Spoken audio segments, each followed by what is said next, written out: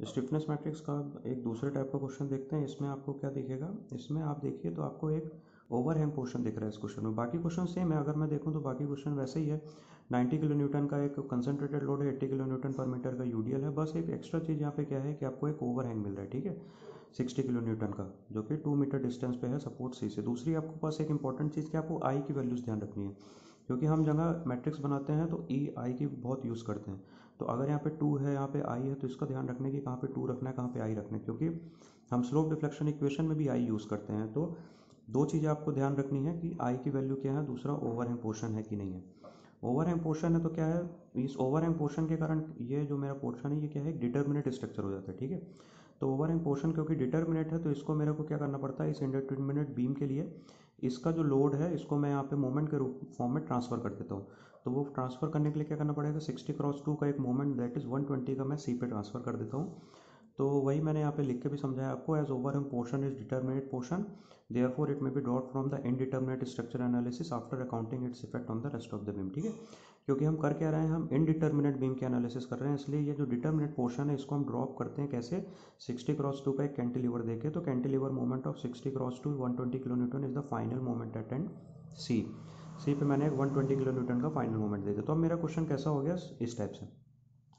तो degree of kinematic indeterminacy same वही, क्योंकि मेरे पास दोनों सपोर्ट जो हैं, जो मेरे सिंपली सपोर्टेड है, वहाँ पर मुझे जो रोटेशन है उनको निकालना है। तो डिग्री ऑफ काइनेमेटिक इंडिटर्मिनेसी 2 हो गई। Assigning the coordinate direction to the unknown displacement, जैसे लास्ट क्वेश्चन में करा था, 1 और 2 दोनों दिया।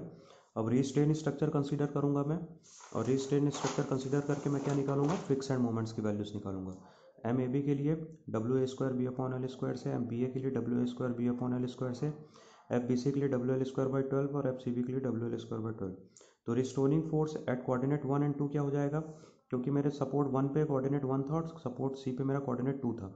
तो इसके लिए मेरा रिस्टोरिंग सपोर्ट क्या हो जाता है, एफ बी ए प्लस एफ बी सी और एफ सी बी, ठीक है। बी पे मेरे दो फिक्स एंड आ रहे हैं, बी ए और बी सी, इसलिए दोनों को मैंने ऐड करा। और सी पे मेरा सिर्फ सी बी आ रहा है, तो 40 माइनस 106 रखा तो 106, सिर्फ सी बी पे 106 रखा, तो पी एल की वैल्यू आपको क्या मिलेगी, P L will be minus 66.67 and 106.67।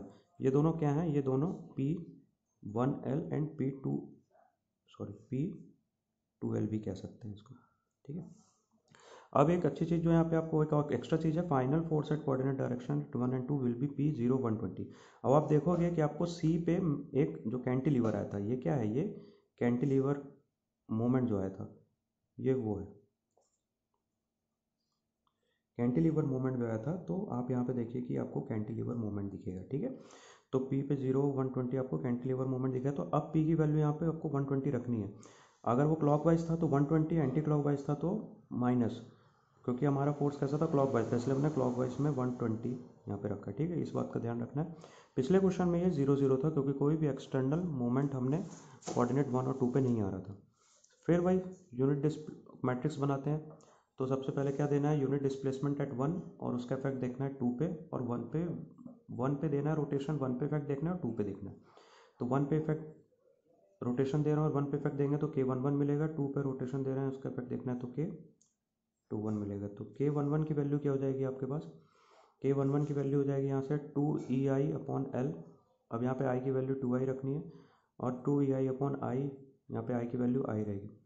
अब क्योंकि मैं रोटेशन कहाँ दिया है, मैंने बी पे दिया है, और बी पे ही इफेक्ट देख रहा हूँ, इसलिए थीटा ए प्लस 2 थीटा बी की वैल्यू 2I है, ठीक है। और इस तरफ भी सेम होगा, 2 थीटा बी प्लस थीटा सी। तो यहाँ से मैं सबकी वैल्यूज़ रखूँगा।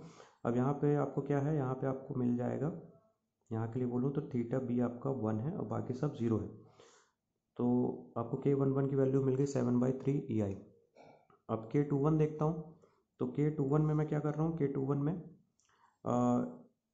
रोटेशन मैंने 1 पे दिया है, पर मैं इफेक्ट कहाँ देख रहा हूँ, 2 पे। तो मेरा थीटा सी के आगे मेरे को 2 लिखना है स्लोप डिफ्लेक्शन में, पर वैल्यू मेरी थीटा बी की ही 1 रहेगी। इस बात का ध्यान रखना है, थीटा बी 1 भी 0 and theta C will be 0। पर स्लोप डिफ्लेक्शन इक्वेशन जो बनती है उसके हिसाब से हमको पता है कि जहाँ पर हम इफेक्ट देख रहे हैं वहाँ पे हमको 2 टाइम्स ऑफ थीटा यूज़ करना है। तो K21 की वैल्यू हो जाएगी 2EI/4 1 क्रॉस 2 क्रॉस 0। तो यहाँ से आपकी K12 की वैल्यू आ जाएगी, K21 की वैल्यू आ जाती है 0.15 EI। अब सिमिलरली यहाँ पे चलते हैं यूनिट डिस्प्लेसमेंट 2 पे। तो यहाँ पे अपने को मिलेगा K12 और यहाँ पे अपने को मिलेगा K22, ठीक है। तो K12 मतलब डिस्प्लेसमेंट मैंने कहाँ दिया है, 2 पे दिया है, पर इफेक्ट कहाँ देख रहा हूँ, 1 पे। तो डिस्प्लेसमेंट जब मैंने 2 पे दिया है, इफेक्ट 1 पे देख रहा हूँ, तो थीटा सी की वैल्यू आपकी क्या हो जाएगी, थीटा सी की वैल्यू हो जाएगी आपकी 1 और थीटा बी की वैल्यू हो जाएगी आपकी 0। पर स्लो डिफ्लेक्शन के हिसाब से आपकी theta B 2 times of 2 theta B होगा, ठीक है। तो 2a/4 2 theta B plus theta C आपकी वैल्यू रख दी, तो K12 आ गया। K22 रखिए 2a/4 2 theta B plus 2 theta C, ठीक है। तो 2a/4 हो गया 0 plus 2 cross 1 and K22 equals to EI। अब यहाँ पे देखो K21 की वैल्यू 0.5 EI थी, K12 की 0.5 EI है, जो कि मैंने बताया था लास्ट लेक्चर में कि K12 और K21 की वैल्यू आपकी सेम होती है।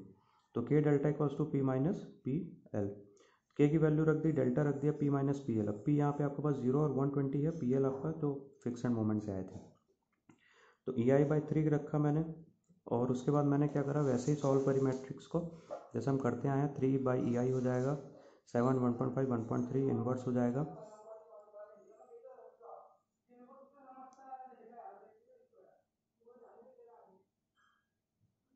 तो यहाँ पे आपको इन्वर्स हो जाएगा। इन्वर्स के बाद आपको क्या करना है, 66.67 एंड 13.33। तो यहाँ से इन्वर्स करा, इन दोनों को प्रोडक्ट करके आपने वैल्यूज़ को लिखा, तो आपको थीटा बी और थीटा सी की वैल्यू क्या मिल जाएंगी, 28.802 एंड माइनस 10.07 EI।